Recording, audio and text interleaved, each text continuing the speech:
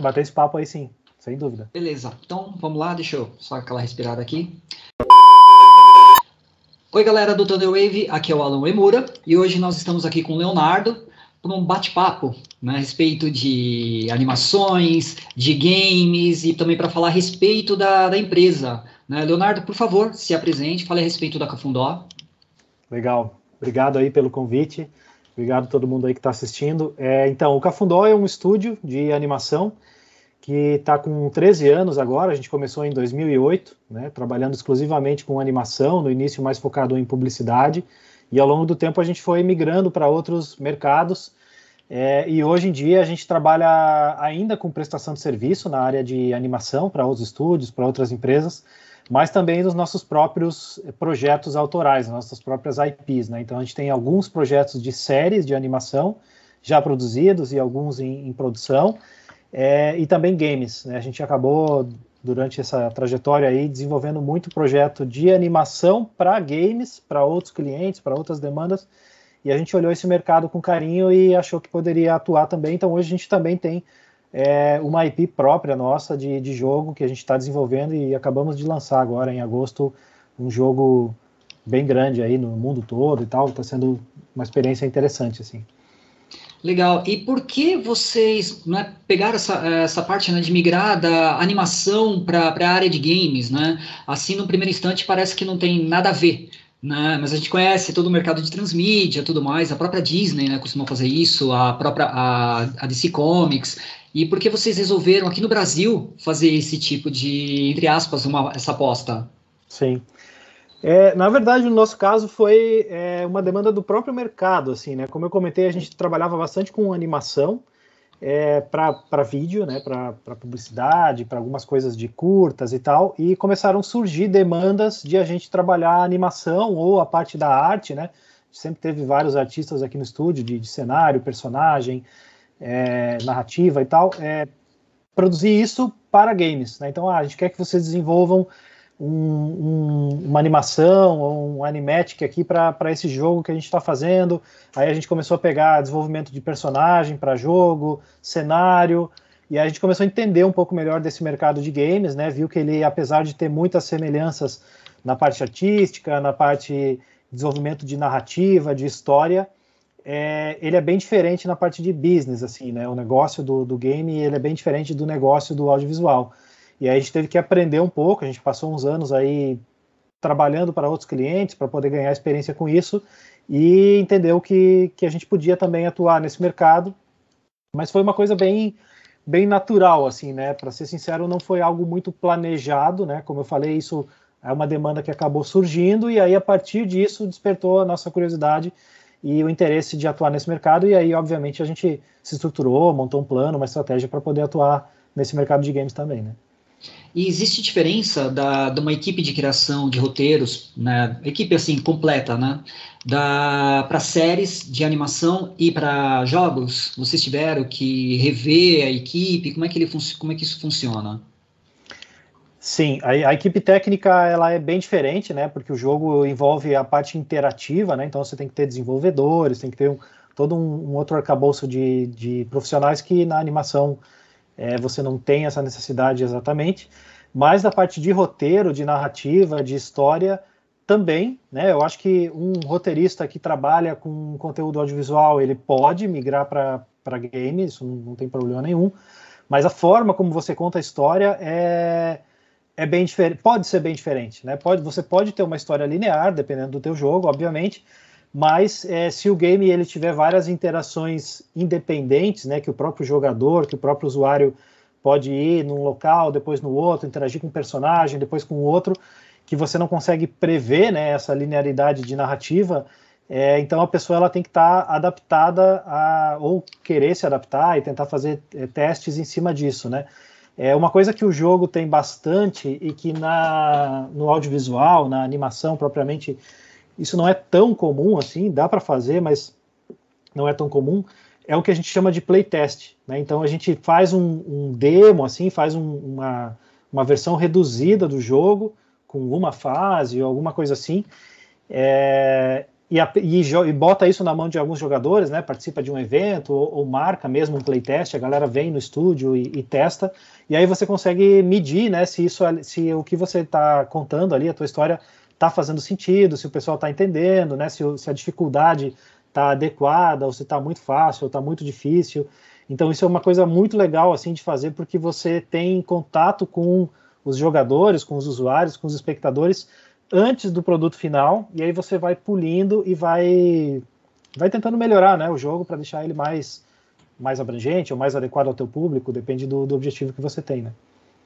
Isso é mais ou menos como acontece com as próprias animações, né? Que você tem um período que você acaba fazendo toda aquela série e depois você lança para um público para ele poder assistir? Isso, exato. É como se fosse um focus group, né, que você faz na animação. Só que na animação, isso, quando acontece em momentos bem estabelecidos, assim, né? Você tem o primeiro episódio, você vai lá e apresenta o primeiro animatic, pelo menos, né? Mas se for, por exemplo, um projeto para crianças, né, mais pré-escolar e tal, às vezes o animatic não conta bem a história, né? Porque a criança não consegue entender que aquilo ali não é o resultado final, ela olha para aquilo e acha feio e tal. Então você precisa ter pelo menos o primeiro episódio. E aí você tem o primeiro episódio, você consegue fazer ali um focus group, testa ele, ver como é que fica, ou depois que você tem a série pronta. Mas no jogo isso é bem mais frequente, sabe? Você pode fazer playtest toda semana ou todo mês, assim, dependendo do tempo de produção, e fazer playtests para você buscar resultados ou objetivos diferentes também, né? Essa semana eu vou fazer um playtest só de mecânica, essa semana eu vou fazer um playtest só de arte, essa semana eu vou fazer um playtest só de narrativa, playtest só de game balance, né, para saber se o jogo está seguindo um balanceamento legal, se ele fica muito tempo, muito fácil, daqui a pouco ele fica muito difícil. Então, isso já está mais estabelecido dentro dessa indústria, né, e é necessário que você consiga ter esse timeline, né, definido no teu desenvolvimento de projeto. Aqui no Brasil, nós temos ainda uma dificuldade tremenda, né, de trabalho com animação e jogos, né? Principalmente porque você está trabalhando com um mercado que o mercado brasileiro é criativo, né? Mas nós ainda não estamos tão bem preparados para essa parte financeira, para essa parte administrativa. Como é que você lida como é que sua empresa lida com isso, né? Em busca de parceiros, para exportar o produto, a própria animação e os próprios jogos? Legal. Como eu falei no início, a indústria do game, ela opera de uma forma um pouco diferente da indústria do audiovisual, né? Porque no audiovisual, hoje em dia tem vários canais, né? Várias mídias que você pode exibir, mas no final você tem ali ou é VOD, streaming, ou é TV paga ou TV aberta, né? Você não tem muito para onde correr, você pode até tentar produzir um conteúdo ali para YouTube, para streaming, mas até você começar a monetizar aquilo ali é complicado e tal. No caso do jogo, assim, né? É muito fácil, muito simples você lançar um jogo mundialmente, né? Se você fizer um jogo para celular, por exemplo, um desenvolvedor consegue fazer o jogo e colocar na Apple Store ali ou na Google Play, e o jogo está disponível no mundo todo. Só que ao mesmo tempo que é muito fácil, você está concorrendo com o mundo todo, né? Então, quando você cria um projeto exclusivo para o Brasil, eu tenho o limite de público só do Brasil, mas a tua concorrência também é só no Brasil, né? Então você tem um limite ali de faturamento, de retorno que você pode ter, mas ao mesmo tempo talvez você tenha mais facilidade de entrada, né, nos canais, nas mídias ou coisas assim. Mas no jogo, basicamente, você tem que pensar no mercado global, né? Um jogo no Brasil, se você pensar em produzir um jogo para lançar no Brasil, ele dificilmente vai se pagar, né? Ele praticamente não se paga, assim. Então você já tem que pensar um jogo com perspectivas de lançamento global. Só que, como eu falei, né, se você entrar ali sozinho na Apple Store, na Google Play, você vai ser só mais um, né? A gente tem estatísticas aqui de que todos os dias são lançados pelo menos 3 mil novos aplicativos na Google Play, por exemplo. Todos os dias. Então, cara, desses aí, óbvio, são todos os tipos de aplicativos, né? Mas metade disso deve ser jogo, né? Então, imagina que tem 1.500 jogos todos os dias sendo lançados no mundo, na Google Play. Então, é uma coisa impressionante, assim, né? Um universo gigante. Então, se você simplesmente botar o teu jogo ali, você vai ser mais um e a chance disso não dar certo é gigantesca. E aí tem vários caminhos para você fazer isso, né? Você vai atrás de publishers, né? Que são aquelas empresas que são meio que as distribuidoras de jogos, então elas conhecem já e investem na parte de divulgação, de marketing, de redes sociais, de influenciadores, de conseguir feature nas lojas para você aparecer mais e assim vai, né? E assim, o que eu vejo de diferença entre o audiovisual e o game, na questão de business e de negócio, é que você, na teoria, você consegue fazer um jogo com muito menos recurso do que uma série, por exemplo, ou de que um longa, né? Falando de animação, que é a nossa praia, mas live action é a mesma coisa. Sei lá, uma série de animação você não tira do papel por menos de 2 milhões, 3 milhões. Então você precisa, cara, fazer um puta esforço, assim, às vezes anos e anos, né, para você gerar a ideia, transformar aquilo num projeto, aquilo cair na mão de alguém que pode te ajudar a levantar recurso, ganhar um edital, e assim vai. E o jogo não, né? O jogo você pode fazer um jogo mais simples, sei lá, com 100 mil reais aí você faz um jogo, e obviamente que esse jogo não vai ter expectativas muito altas, mas você consegue, vamos dizer que você retorne 300 mil reais ali, você já retornou 3 vezes o teu investimento, aí você pensa no próximo e assim vai, né?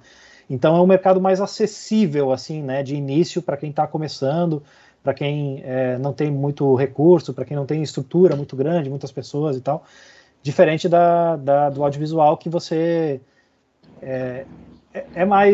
é um mercado que demanda mais, né? Mais gente, mais movimento, mais recurso, mais tempo. Você já tem que estar um pouco mais estabelecido. Isso aconteceu com a gente bastante. Depois a gente pode falar, né? De como é que você bota o teu primeiro produto na rua, né? Numa TV, assim, como é que você fecha o teu primeiro contrato com uma TV? Leva um tempo, assim, né? Então existem essas diferenças, assim. Quando você até fala essa parte, né, de contatos e tudo mais, em 2019 vocês estiveram lá na Tokyo Game Show. Você levou o Tetragon para lá, né, para ser feito toda essa parte de business e tudo mais ali. E a Tokyo Game Show ele é diferente, né, de alguns eventos porque ele é voltado para o consumidor final, né? Você estava praticamente no mercado gamer e no mercado de animação, né, porque o consumo de anime no Japão é fenomenal. O que você trouxe de conhecimento do Japão para o Brasil nessas duas áreas, né? Principalmente o antes pandemia, né? E agora após, porque antes você podia fazer uma reunião, você podia estar num evento, conversar frente a frente para você fechar um negócio. E agora é mais complicado, né? Porque muitas vezes você manda um e-mail e a pessoa nem olha. Como é que funciona isso? Como funcionava isso antes? Como é que foi esse retorno? E agora, como que vocês estão trabalhando?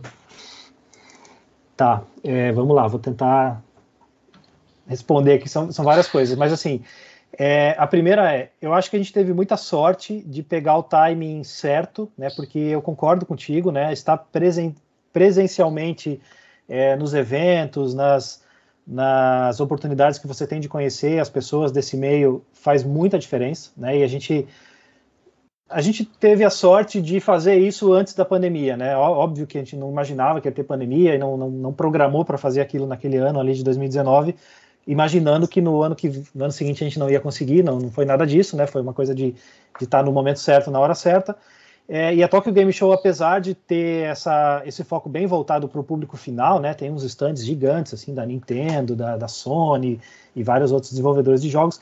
Eles têm uma área de business também. Então o nosso foco lá foi para participar das reuniões de negócio, né, da área de business, para poder conhecer melhor os publishers, os distribuidores, os parceiros que a gente poderia ter, não só no Japão, mas na Ásia como um todo, né, porque a Ásia é um mercado consumidor de games que tudo é superlativo lá, né, ainda mais quando a gente fala de China. O Japão, ele não é muito grande em termos de público, assim, de pessoas, mas ele consome muito e ele gasta muito em jogos, assim, sabe? Eu nunca tinha ido para o Japão, nunca tinha ido para Tóquio, e aí no metrô, andando, na rua, qualquer lugar que você vai, cara, todas as pessoas, claro, não todas, mas a maioria das pessoas jogando o tempo inteiro, assim, sabe? Então todo mundo com o celular na mão, com um tablet na mão, ou com um gadget lá, um Nintendo Switch, ou algum outro gadget, jogando no metrô, jogando toda hora, assim, sabe? Então, criança, jovem, adulto, pessoa mais idosa. Então, a galera consome mesmo, assim, sabe? Muito jogo. E aí o que eu falei no início, né, de que você não pode criar um jogo para o Brasil pensando em lançar no Brasil, apesar da gente ter mais população do que o Japão, por exemplo, a galera no Brasil tem um incentivo de consumo muito menor do que o Japão, né? Então, que tipo de jogo funciona no Brasil? Jogo free-to-play, né? Então, jogo free-to-play, geralmente, a maior base de usuários é no Brasil. Eu conheço, inclusive, uma empresa brasileira que fez um jogo que está no mundo todo, e a maior base de jogadores deles é no Brasil, só que o Brasil é o 9º país em faturamento para eles no mundo. Né? Então, tem países que têm uma base muitas vezes menor, às vezes 10% do que eles têm no Brasil, mas que fatura mais porque a galera está mais disposta a pagar, a fazer as microtransações ali e tal, né?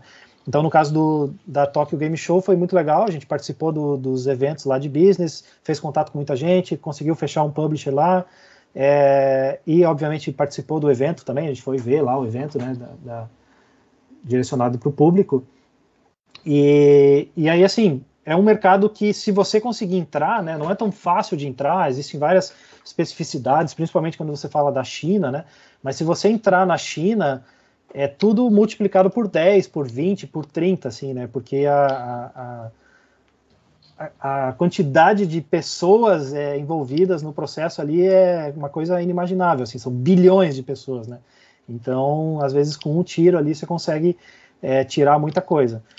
Tem várias limitações, tem várias restrições, né? Por exemplo, a gente desenvolveu o jogo já pensando nisso, então, se você quiser entrar no mercado da China, você já tem que ter algumas coisas em mente. Por exemplo, você não pode ter morte no teu jogo, você não pode ter sangue, a cor vermelha não pode estar atrelado a nada negativo.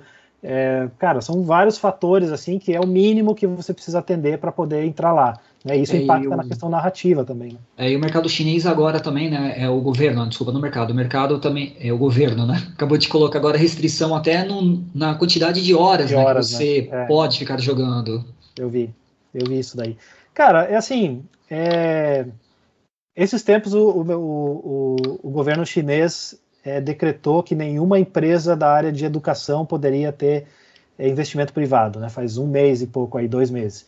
Então, assim, imagina, né? Uma indústria de educação, que é uma indústria gigantesca no mundo todo, com muito investimento sendo aportado por várias empresas de vários lugares, simplesmente de um dia para o outro, eles falam assim, agora tem que virar tudo ONG. Ninguém mais pode buscar lucro nessa área de educação.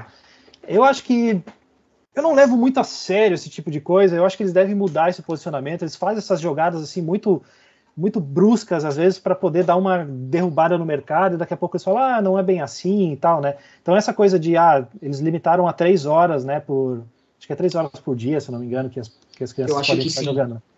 No máximo 3 horas por dia.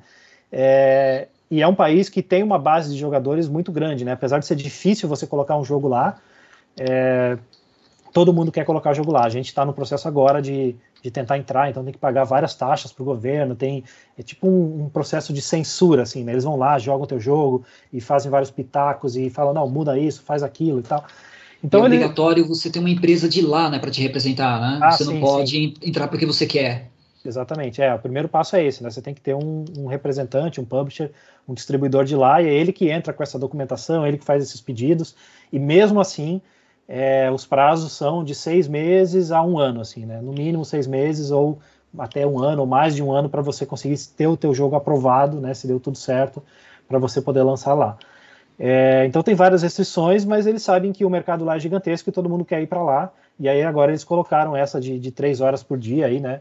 Mas eu não sei se isso vai impactar tanto, se isso vai se manter realmente, né? Eu não sou tão assim, de um lado ou do outro. Assim, eu acho que eles vão achar um caminho aí também, porque isso é importante para eles, né? Isso movimenta pra caramba o mercado e a indústria lá. Né? Sim, e essa parte agora do Covid, como é que tá sendo esses contatos? Então, a gente estava falando disso, né? Que a gente teve meio que a sorte de poder participar desses eventos ali em 2019, presenciais, né? Eu fui para vários lugares do mundo aí para conhecer gente, participar dos eventos, conversar, fazer reunião e tal. E agora, eu confesso que está sendo bem mais difícil, assim, sabe? A gente já está com o jogo pronto, já está com o jogo lançado, a gente está agora começando a negociar o Tetragon 2, né? Já vai entrar em produção do Tetragon 2. E no online, parece que as pessoas não dão tanto valor quanto quando você está no presencial, né? Porque às vezes você vai falar com um publisher, é mais fácil, né? A semana passada eu participei de um evento na Alemanha, se não me engano. Era o Meet to Match Cologne, que era na Alemanha. Então, assim, você vê que as conversas elas não têm a mesma profundidade, né? Não é o mesmo jeito, assim, porque o pessoal, primeiro, eu acho que está meio cansado, assim, do digital, né? Então, vamos lá, fazer mais uma reunião aí e tal. E segundo, talvez não valorize tanto, né? Porque quando você faz um esforço, você gasta dinheiro, gasta tempo para ir até lá e conversar com o cara lá pessoalmente, o cara veio até aqui, né? Então, o mínimo de estrutura ele tem, o mínimo de interesse ele tem, então ele deve ser, no mínimo, alguém com uma certa seriedade para poder colocar esse negócio na rua, né? E no digital, isso, assim, como eu falei, apesar de ser mais fácil, né? Eu consigo participar de um evento por semana. Essa semana tá rolando um evento na Argentina, final do mês agora tem um evento em Tóquio, tem o Meet to Match Tóquio. Então, é muito mais fácil, obviamente, você estar presente em várias localidades, mas é mais difícil dessa cola acontecer, né? E aí não só de games, mas falando de audiovisual também, né? Então, sei lá, às vezes a internet dá uma pipocada, né? Às vezes o próprio, sei lá, o próprio inglês teu ou do outro cara não é tão bom, então no digital, puta, mas o que será que ele quis falar mesmo? Aí fica uma conversa meio, sim, vamos ver e tal. Então acontece isso também, né? Porque a comunicação, ela diz muito, né, sobre como é que aquilo vai se desenrolar ou não, e você olha no olho da pessoa, você sente se a pessoa está interessada ou não, né? Então a parte de negocial nesse sentido, eu acho que perde bastante, assim. Tenho certeza que perde bastante. Mas, cara, a gente tem que dar um jeito, né? Tem que se adaptar e tem que tentar formas de fazer isso acontecer, porque no médio prazo aí eu acho que não tem muita solução, né? E o Tetragon, né, pra gente finalizando, né, como é que foi a ideia, como é que nasceu a ideia desse jogo? Eu tô jogando ele, né, tô gostando muito, não tô puxando, é sério, tô gostando muito. Eu acho que tá na hora, né, a gente sente falta de um jogo, né, nesse estilo puzzle, que você possa jogar, que tem um desafio, ele tem um desafio gostoso, tem um bom visual, ele é leve, é intuitivo e achei também bacana porque ele não te joga na cara, né? Porque hoje você vai jogar qualquer game, ele já começa a te mostrar, pule aqui, vá para a esquerda, vai para a direita, ele te mostra tudo. Você não joga, quem joga é o próprio. E como é que foi essa ideia toda, né? De onde que nasceu o personagem e o que vocês estão aguardando dele, né? Que você já falou no um Tetragon 2. Fala pra gente um pouco. Legal. Então, o Tetragon ele tem uma história bem longa, assim. Ele nasceu de uma Game Jam, que eu nem participei na época, foi o Alexandre Chaves, junto com uma gurizada lá, que estava na equipe. O Chaves ele é o autor, né? O criador do projeto. A ideia veio dele. E a ideia deles no início foi assim, criar um jogo que coubesse dentro de um post-it, né? Então, que tipo de mecânica, que tipo de gameplay a gente poderia criar dentro de um post-it? Aí a galera começou a desenhar umas coisas lá e ver e tal, mas daí se eu virar o post-it, de repente dá para fazer uma outra coisa aqui. E aí ele foi evoluindo, o pessoal chegou porque Game Jam geralmente é um final de semana, assim, né? Então você tem que desenvolver um jogo em um final de semana. Eles não conseguiram terminar o jogo, e aí aquele jogo ficou meio esquecido, assim. Depois de um tempo eles se reuniram para conversar de novo, vamos tentar evoluir nesse jogo, e aí foi engraçado porque eles focaram bastante na narrativa e na história, e menos em desenvolver o jogo. Eles falaram assim, vamos tentar ter uma história muito concisa, e depois a gente vê para onde que isso pode ir na questão de gameplay, né? Foram desenvolvendo gameplay também, mas não com tanto foco, assim, que eu acho que é um pouco legal assim, de falar para o teu público aqui, né? Então a gente tem mais de 100 páginas de lore do jogo, que conta toda a história de Tetragon, os universos que tem ali dentro, os personagens, o que cada personagem faz, o que cada personagem representa. Então, existe uma história muito profunda, assim, nesse jogo do Tetragon, né? Nesse ambiente de Tetragon. Então, assim, tem coisas que a galera que está jogando, provavelmente você que está jogando, não percebe de cara, né? Por exemplo, o mundo de Tetragon, ele não tem nenhuma linha curva, não tem nenhum objeto orgânico lá dentro, são todas linhas retas, né? São todas linhas pontiagudas, assim, todo o universo ele é formado de planos e elementos geométricos. E o único elemento orgânico que existia lá e que mantinha esse mundo estável é o que a gente chama de Tetra Gem, né? Que era uma gema, assim, uma joia, e que ela tinha o poder de manter esse ambiente estável. Então, ela tinha um poder gigante, aí teve uma criatura lá desse universo que tentou roubar ela, e quando ele encostou, ela explodiu e o mundo começou a colapsar. Então, a vontade do mundo, né, o senhor que domina esse mundo, ele veio até a Terra, raptou o teu filho, e hoje você, como jogador, teu objetivo é passar por todas as fases do jogo e recuperar o teu filho que está lá preso, e hoje ele é esse objeto orgânico, né, esse único objeto orgânico que está lá dentro, mantendo esse mundo estável. Então esse mundo, ele é um mundo também formado por vários planos, então é como se fosse um buraco de minhoca, assim, né, você está sempre indo cada vez mais fundo, e tem várias histórias assim que eu já conversei com um monte de gente, assim, em outras oportunidades, e o pessoal, caramba, não tinha percebido isso, que legal, não sei o quê. Então o cara vai consumindo a história aos poucos, né? Mas isso foi uma decisão consciente, assim, né? A gente tinha muita história do jogo e a gente acabou tirando isso do jogo, né? Então, só para voltar lá, né? A galera desenvolveu isso numa Game Jam, daí desenvolveu essa narrativa e tal. E aí, eu conhecia o Chaves ele já tinha feito uns projetos conosco, e aí ele apresentou esse projeto, falei, cara, vamos tentar desenvolver esse projeto aí, vamos dar um banho de loja nele aí, vamos tentar colocar ele na rua. E aí a gente começou a trabalhar o projeto e surgiu o edital da Ancine. A gente ganhou o primeiro edital da Ancine de games que teve com o projeto do jogo, e aí é ali que a história toda se desenrolou, né? Então a gente recebeu esse recurso e começou a desenvolver o jogo. E aí durante o desenvolvimento a gente foi adaptando, né, e tentando deixar o jogo mais mainstream, assim, né? Porque ele já era um jogo bem indie, assim, bem focado no público gamer, hardcore e tal, e a gente tentou deixar ele um jogo para você jogar, sei lá, no metrô ali, ou quando tá um tempinho em casa ali, senta no sofá, resolve um puzzle, aí vai, resolve outro. Então, se você não quiser consumir a história, você não precisa, né? Existe uma camada de história ali, mas a história ela não interfere muito no teu gameplay, né? Se você interagir com os personagens, for atrás das informações, você vai entender mais desse mundo.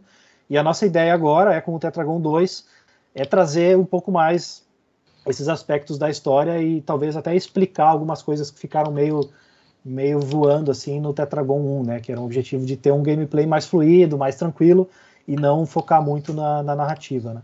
Então foi um pouco isso, assim. Vira animação também e um livro de artes? Então, a gente entende esse projeto como uma IP, né, como uma propriedade intelectual. Já era para ter saído como é que fala? Um artbook, né, do livro. Agora, com o lançamento do jogo, a gente, na verdade, acabou perdendo tempo, assim, em função da pandemia e de várias outras coisas que aconteceram, a gente não conseguiu reunir essa informação toda, mas a gente tem conteúdo imenso, assim, do jogo, de arte, de um monte de coisa, de caminhos que a gente foi e depois voltou, que é muito legal, assim, para a galera que gosta poder consumir, né? Então a gente quer explorar esse produto como uma propriedade intelectual realmente, assim, até nesse último evento que teve agora semana passada, eu conversei com uma empresa que faz porte de jogos digitais para jogos de tabuleiro. Então eles transformam o teu jogo digital num jogo de tabuleiro. E aí ele olhou o Tetragon e falou, cara, esse jogo tem muito potencial para ir para um jogo de tabuleiro, porque tem várias coisas legais aqui que a gente pode trazer como mecânica e ser um jogo bem único, assim, né? Mesmo no físico ali, né? No tabuleiro. Então, o board sim, game dele seria fantástico. Board game, exato. Então a gente quer levar ele para o máximo de plataformas que a gente puder. O próximo objetivo que já está acontecendo é o Tetragon 2, né? A gente vai mudar algumas coisas, então a gente está coletando feedback dos jogadores, vendo o que funcionou, o que não funcionou, questão de controle, de console também, né? O que é mais legal, a gente ir para console, ou ficar no celular, ou ir para o PC, e assim vai. E aí depois a gente vai evoluir para outros, a gente quer evoluir, né, para outras plataformas, assim, né? Esse é o sonho, né? Legal, muito bem. Vamos finalizando então. Deixa, por favor, os seus contatos, né, onde que pode conseguir o Tetragon, conversar com você também, conhecer mais a respeito do Cafundó. Beleza. Bom, o jogo foi lançado para PlayStation, Xbox, Nintendo Switch e PC. Então qualquer loja que você entrar dessas vai estar lá disponível, né? Tem o mais comum assim do pessoal é jogar na Steam, né? Então entrar lá na Steam tem o demo também, se quiser jogar, baixar o demo de graça. Ele é um jogo premium, né? Então você precisa pagar para poder baixar. E tem o site do jogo também, chama tetragongame.com. Se a galera quiser olhar, tem o Facebook, Twitter, YouTube e tal. E tem o site do Cafundó, www.cafundó.tv, para quem quiser conhecer mais dos nossos projetos ali. E o meu e-mail, né? Quem quiser me mandar algum e-mail é leonardo@cafundó.tv. Bem fácil também.